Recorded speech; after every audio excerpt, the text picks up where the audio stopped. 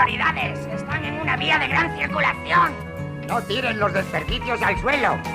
¡Atención! ¡Urgente! ¡Una entrega de proteínas! ¡Urgente! ¡Urgente! Por aquí los glúcidos, dirección al hígado. ¡Sí, al hígado! ¡Usted por aquí! Colesterol, apártese, de la circulación.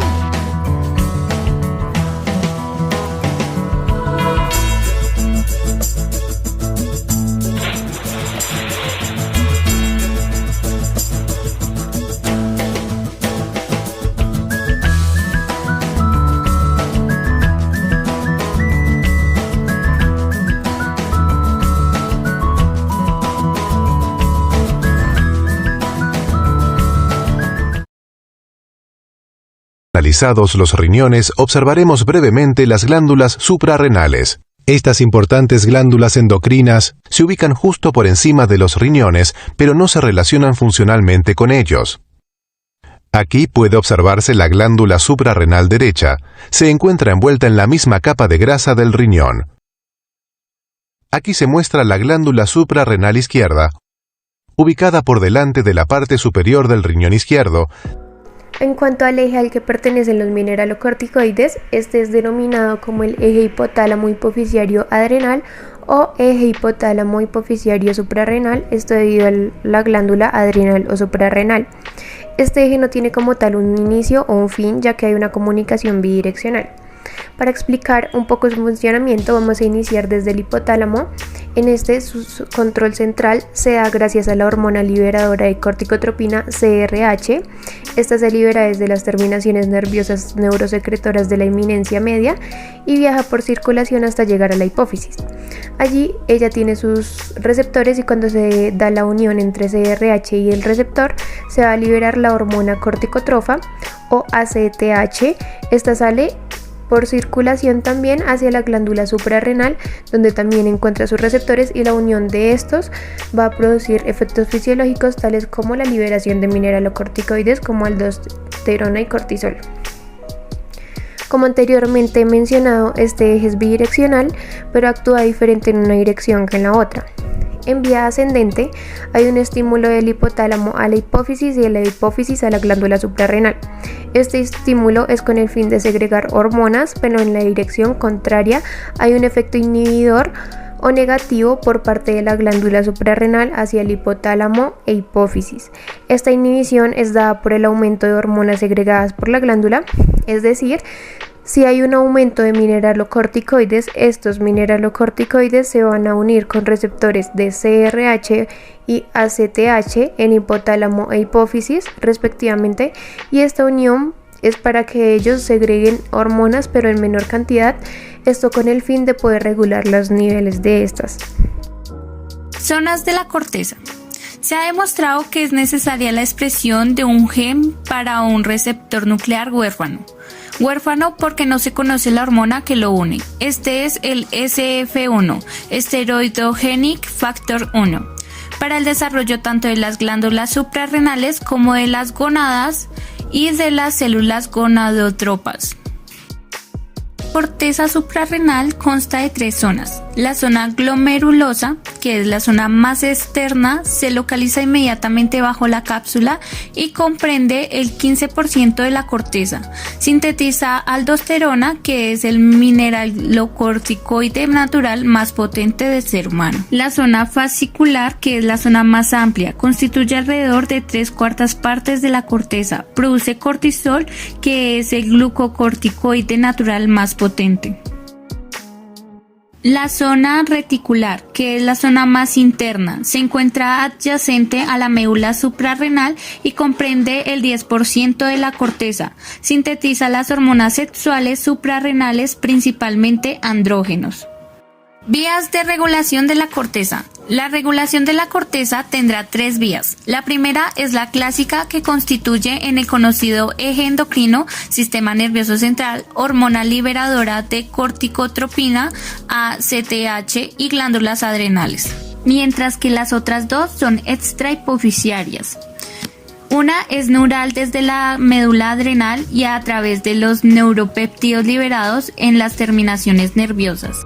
La última es procedente del sistema inmunitario mediada por la interleuquina 6 y otras citoquinas. En situaciones de estrés e infecciones, la interleuquina 6, además de estimular el eje adrenal, puede estimular directamente la corteza adrenal de forma mantenida. Además, se han encontrado comunicaciones intracelulares por medio de GAP, que son ventanas o canales de comunicación a través del cual se intercambian pequeñas moléculas, influenciando así la actividad celular. Particularmente se dan en las zonas fascicular y reticular. Biosíntesis de la aldosterona. Se conocen más de 50 esteroides sintetizados en la corteza adrenal. Todos tienen alcoholestano de 27 carbones como núcleo, lo que indica que el precursor de las hormonas esteroideas es el colesterol. Este colesterol puede ser tomado en la dieta o sintetizado por las proteínas denominadas STAR, Steroid Occur Regularity, que a su vez es modulada por la hormona adrenocorticotrópica ASTH a partir de la acetil-CoA y el acetato. La conversión del colesterol a esteroides involucra varias enzimas y muchas de ellas pertenecen a la familia de proteínas citocrómicas P450. Estas proteínas son oxidasas captadoras de hierro que ocupan un lugar terminal en la cadena de transporte de electrones que media la biotransformación. En la corteza suprarrenal se ubican en la mitocondria, que requiere una proteína sulfatoférrica y flavoproteína como transportadores intermediarios de electrones. En el retículo endoplasmático, microsomales solo requieren flavoproteínas. Citocromos específicos involucrados en el primer y último paso de la ruta biosintética del cortisol y la aldosterona son de localización mitocondrial. A diferencia de ellos, los citocromos y las deshidrogenasas requeridos en los pasos intermedios ejercen su acción en los microsomas, o sea, en el retículo endoplasmático. Estas hormonas esteroideas parten del colesterol. Desde aquí es desde donde se sintetiza, desde el colesterol, el cual va a formar la pregnenolona, el primer derivado, del cual van a partir los demás. Esta pregnenolona se da gracias al estímulo de la enzima colesterol desmolasa. Esta enzima va a coger el colesterol y lo va a convertir en pregnenolona a causa de un estímulo de retroalimentación positiva que parte de la ACTH a nivel de la hipófisis, causado de un estímulo positivo de la CRH en el hipotálamo, ¿de acuerdo? En el hipotálamo, y ese es en la hipófisis. Llega la glándula y aquí va a provocar que el colesterol se vuelva en pregnenolona. Esta pregnenolona va a derivar los mineralocorticoides, los glucocorticoides y los andrógenos, ¿de acuerdo? Muy bien, la pregnenolona va a formar primero la progesterona. Esta progesterona se forma a causa de una enzima, la 3-beta hidroxiesteroidea deshidrogenasa. La 3-beta hidroxiesteroidea deshidrogenasa. Esta progesterona va a continuar para formar los mineralocorticoides, formando así la 11 desoxicorticosterona, ¿de acuerdo? Esta 11 desoxicorticosterona se va a formar gracias a una enzima, la 21 beta hidroxilasa, ¿de acuerdo? Esta 11 desoxicorticosterona ya presenta actividad mineralocorticoidea, ¿de acuerdo? Ahora, de esta desoxicorticosterona se va a formar la corticosterona. esta corticosterona también presenta actividad mineralocorticoidea. Ambas presentan actividad mineralocorticoidea, pero en menor potencia, ¿de acuerdo? Y se da gracias a una enzima, la 11-beta hidroxilasa. La 11-beta hidroxilasa va a formar la corticosterona. Ahora, esta corticosterona va a formar el principal mineralocorticoide, la aldosterona, a causa de un estímulo sobre la aldosterona sintasa, sobre su enzima productora. Ya en la primera parte mencioné que para que se forme esta aldosterona se necesita dos estímulos. Uno es de la ACTH y el segundo es de la angiotensina 2 sobre esta aldosterona sintasa. ¿De acuerdo? Esos son los dos estímulos para que se forme la aldosterona, principal mineralocorticoide. A su vez, esta enzima solo se va a encontrar en una zona, la zona glomerular de la glándula suprarrenal. ¿De acuerdo? Es así como se forman los mineralocorticoides. La 11-desoxicorticosterona, la corticosterona y la aldosterona. La aldosterona sintetasa solo se expresa en condiciones normales en la zona glomerular, por lo que es la única enzima capaz de sintetizar aldosterona. En los últimos años se ha demostrado que la aldosterona se sintetiza también en otros tejidos como el cerebro, corazón, riñón y endotelio.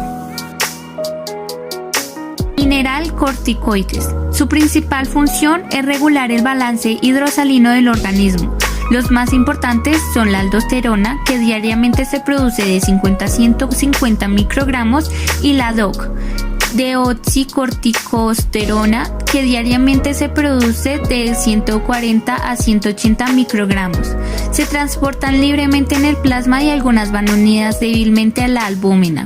La acción de la aldosterona es 30 veces superior a la DOC. La regulación de la secreción de la aldosterona se efectúa principalmente por el eje renina-angiotensina-aldosterona. Tiene una alta afinidad por la CBG, globulina fijadora de corticosteroides, o transcortina, pero el hecho de que haya otras esteroides más abundantes que ella en el plasma hace que circule principalmente unida a la albúmina, entre un 50 y un 60%, y en menor cantidad a la CBG, el resto circula libre. La unión de los esteroides suprarrenales a las proteínas plasmáticas sirve como reservorio para modular las concentraciones de hormona libre, que estas constituyen una fracción biológicamente activa, asegurando así una distribución uniforme en los tejidos. El catabolismo tiene lugar fundamentalmente a nivel hepático, a través del citocromo P450 y secundariamente en el riñón y en el tracto gastrointestinal. La aldosterona es metabolizada en su mayor parte a glucurónido de tetrahidroaldosterona, formando además un derivado hidroxilado en el carbono 18, eliminándose así de 50 a 250 microgramos, y menos del 0,5% de la aldosterona se encuentra en forma libre en la orina. Enfermedades hepáticas, renales y tiroideas pueden afectar el metabolismo de los esteroides adrenales y por ende a sus niveles. Considerados los reguladores de primera importancia en el control del volumen del líquido extracelular y el metabolismo del potasio.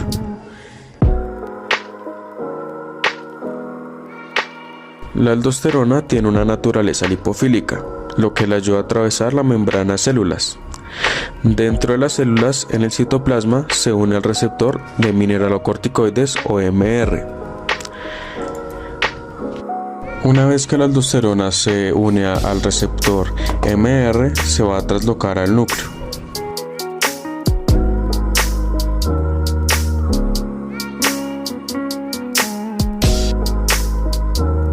Y propicia la producción de tres proteínas que van a funcionar como canales: las proteínas ENaC y ROMK, se van a expresar en la membrana apical, es decir, del lado luminal, dando la cara hacia el interior del túbulo renal donde pasa el ultrafiltrado.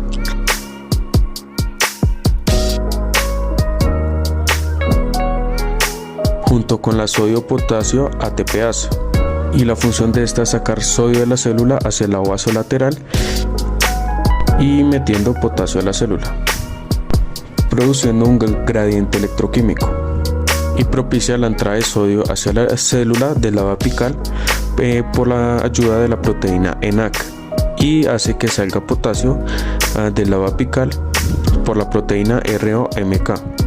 La aldosterona estimula la creación de más canales y por ende la entrada y salida de estos iones. Este incremento de la reabsorción de sodio también hace que se reabsorba agua y aumenta la negatividad en la luz tubular y facilita la eliminación urinaria de potasio e hidrogeniones, y regulando así el equilibrio ácido-base.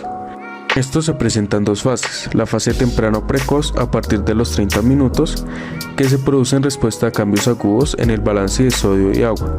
En esta fase se activan y reprimen genes que modulan la actividad de transportadores de sodio y potasio y la bomba sodio-potasio ATPasa, potenciando y mejorando las propiedades de dichos transportadores. La fase tardía, que es después de 3 horas, y aunque sus efectos pueden durar días, se produce en respuesta a un estímulo prolongado de la aldosterona. En ella se modulan directamente los niveles de expresión de los transportadores de sodio y potasio. El receptor mineralocorticoides presenta la misma afinidad por los glucocorticoides y mineralocorticoides. Sin embargo, y aunque el cortisol circulante se encuentre en concentraciones muy superiores a los de la aldosterona, el receptor de mineralocorticoides es específico de las mineralocorticoides.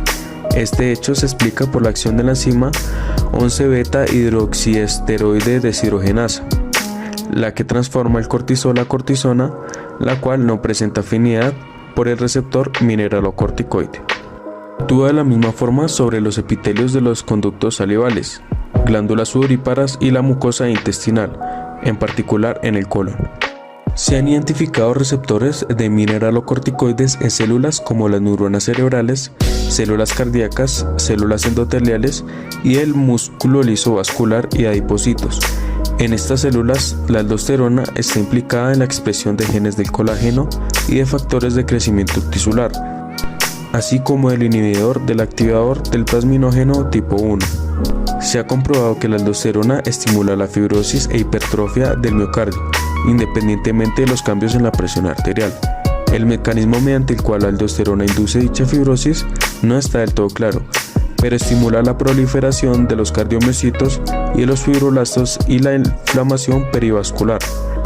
En el sistema nervioso central, la aldosterona desempeña un papel importante en una gran variedad de mecanismos homeostáticos, entre los que se incluye la regulación de la presión arterial, la sed y el apetito de la sal, la regulación del volumen y el tono simpático, pero es difícil decir si es por el mineralocorticoide o un glucocorticoide pegado al receptor de mineralocorticoides.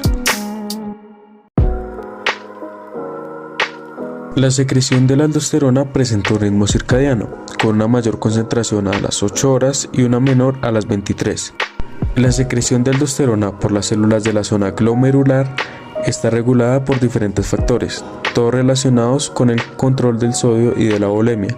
Entre los principales estimulantes se encuentran la angiotensina 2, el potasio, la ACTH o la hormona adrenocorticotropa y la disminución de los niveles plasmáticos de sodio. Entre los factores inhibidores más importantes está el factor natriurétrico atrial y la dopamina. Todos estos factores participan de forma interrelacionada en la regulación de la secreción de la aldosterona.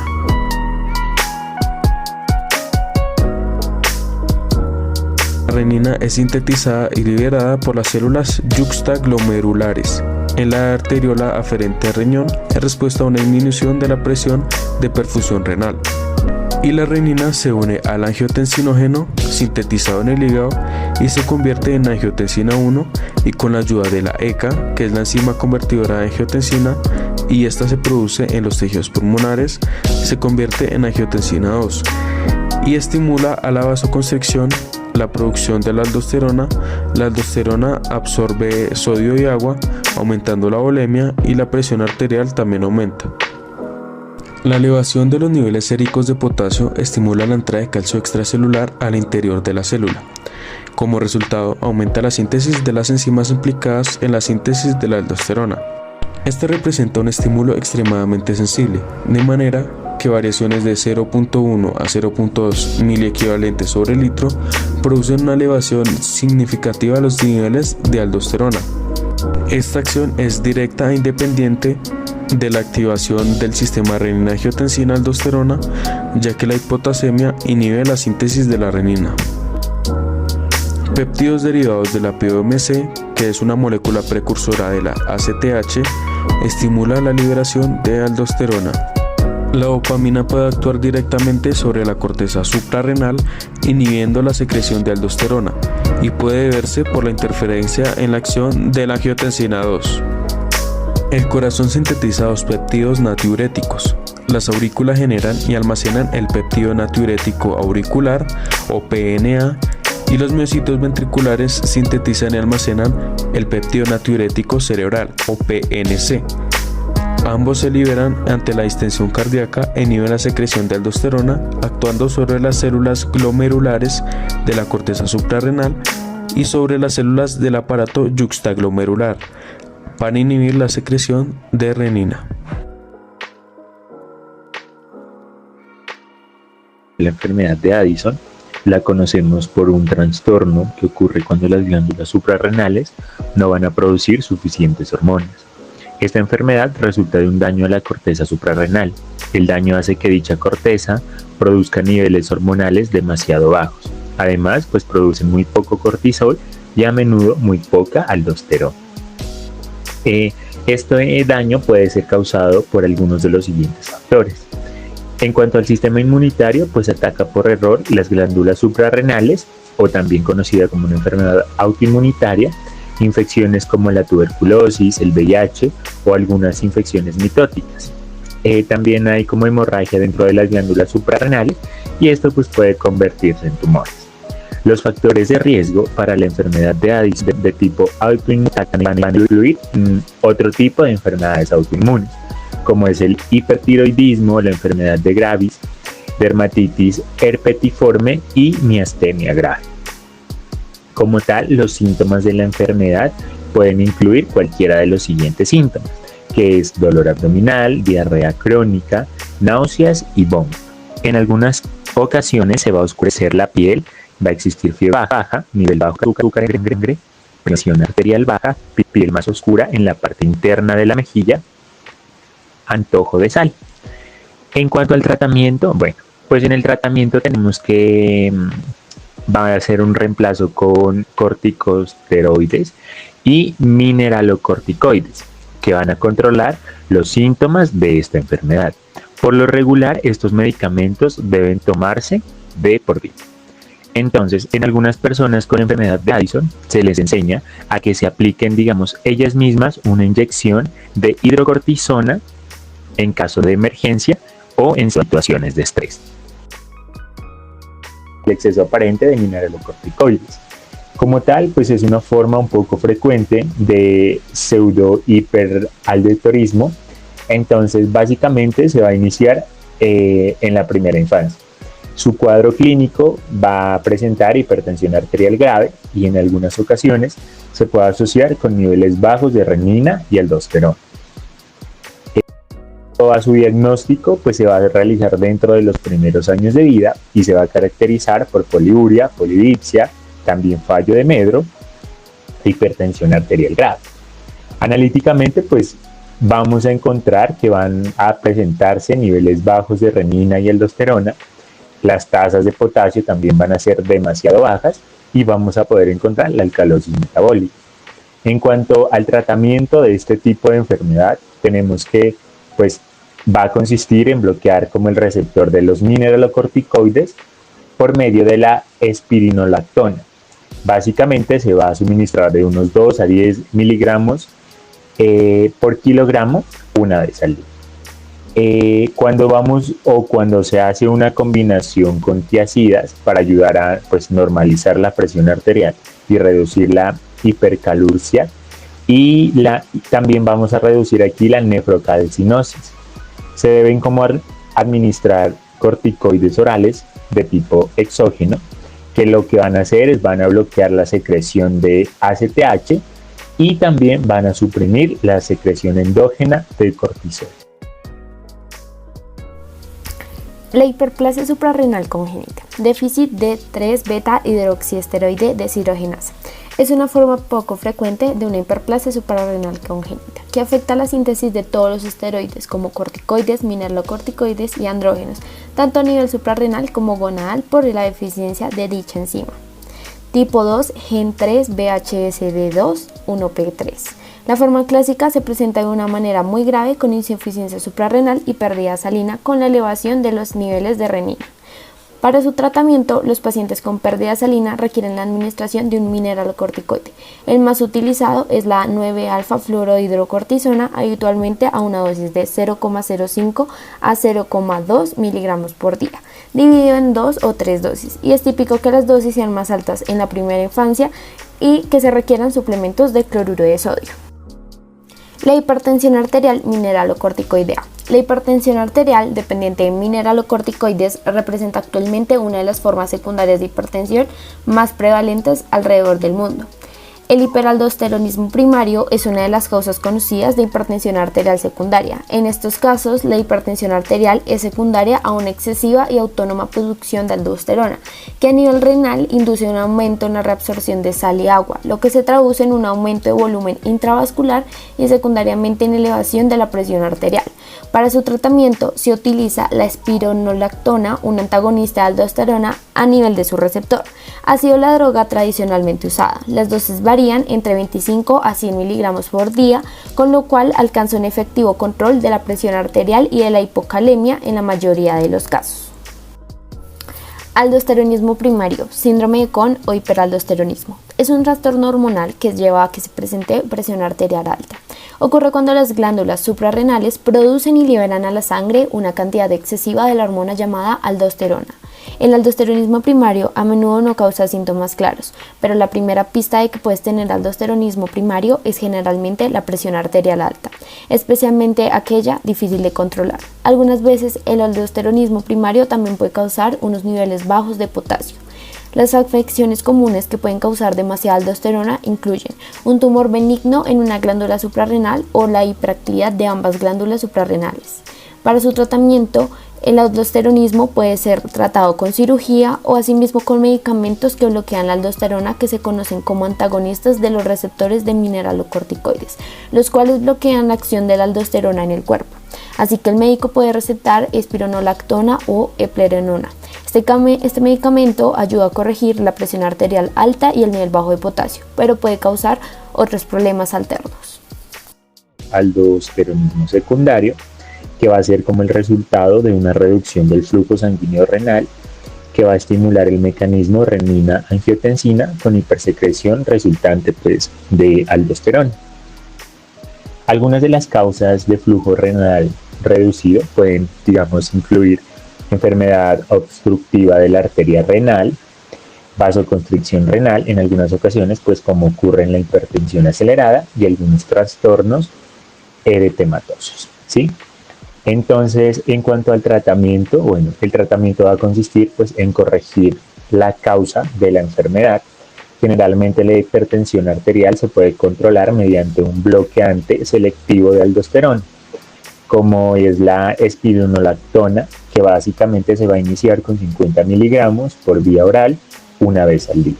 Este fármaco más específico es la eplerenona, que se va a suministrar en una dosis de 50 miligramos por vía oral una vez al día, hasta 200 miligramos por vía oral 2 veces al día. En cuanto al diagnóstico de laboratorio, principalmente enfocándonos en la aldosterona, existe una prueba para medir esta hormona en sangre y en orina. Como ya sabemos, la aldosterona ayuda a controlar la presión arterial y a mantener niveles saludables de sodio y potasio, Mencionando esto, podemos deducir que si los niveles de aldosterona están demasiado altos o bajos, podría estar ocurriendo un problema grave en el organismo. Entonces la prueba de aldosterona lo que hace es combinar esta con la prueba de renina, que esta es una hormona producida por los riñones. La renina lo que hace es enviar señales a las glándulas suprarrenales para que produzcan aldosterona. Por esta combinación, esta prueba también es denominada como relación aldosterona-renina o actividad de aldosterona-renina en plasma. Ya puntualizando, esta prueba se hace con el fin de diagnosticar el aldosteronismo primario o secundario, afecciones que hacen que las glándulas suprarrenales produzcan demasiada aldosterona, diagnosticar insuficiencia suprarrenal, una afección que hace que las glándulas suprarrenales no produzcan suficiente aldosterona, comprobar si hay un tumor en las glándulas suprarrenales o encontrar la causa de una hipertensión arterial. En cuanto al procedimiento de esta prueba, para la prueba en sangre se tomará una muestra de sangre venosa. Después de insertar la aguja se extrae un poco de sangre y se coloca en tubo de ensayo con ecta o heparina. La cantidad de aldosterona en sangre puede variar dependiendo de la posición en que se encuentre el paciente. Por esto se debe tomar una prueba de pie y otra acostado. Y para la prueba de aldosterona en orina, esta solo es utilizada en la etapa de confirmación diagnóstica de aldosteronismo primario. Para esta se le solicita que recolecte una muestra de orina de 24 horas y algunos de los parámetros que se deben tener en cuenta en esta prueba es que se debe orinar un día en la mañana, anotar la hora de esa micción para terminar al día siguiente a la misma hora. Durante las siguientes 24 horas se guarda toda la orina en el recipiente que se fue dado por el laboratorio y esta orina durante ese día se debe mantener refrigerada. Esta prueba casi no se usa porque la muestra de 24 horas tiene muchas interferencias y no se podría hacer bien un diagnóstico. En cuanto a los métodos usados, la actividad de la renina plasmática puede ser medida por ensayo inmunométrico de 2 sitios, también llamado IRMA, y la aldosterona plasmática puede ser determinada por radioinmunoensayo RIA de fase sólida, quimioluminiscencia y también HPLC.